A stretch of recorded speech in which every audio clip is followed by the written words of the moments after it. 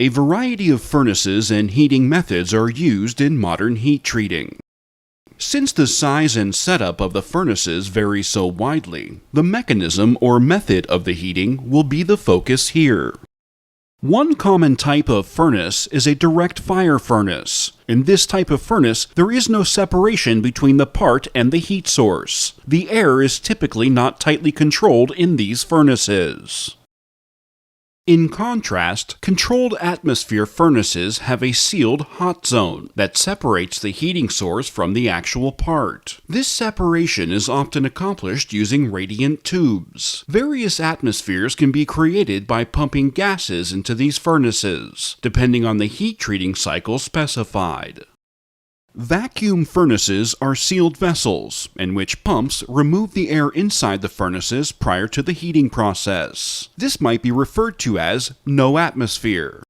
Many vacuum furnace processes also involve pumping inert gases into the chamber to achieve a specific result.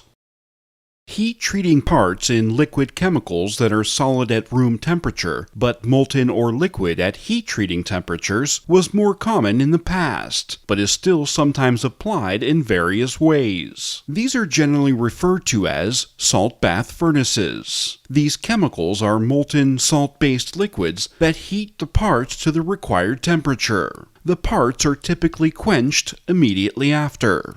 Flame hardening is used to heat parts with a direct impingement flame. This process is typically applied for heating only certain areas of a part. Either the flame will move past a stationary part, or the part will move past a stationary flame. There is typically no control of the atmosphere surrounding this process, which can limit the applications of flame hardening.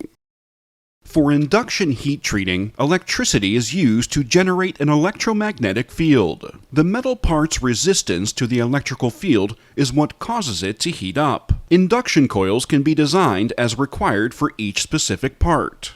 Induction heat treating is much more precise than most other methods, since the electrical power can be tightly controlled.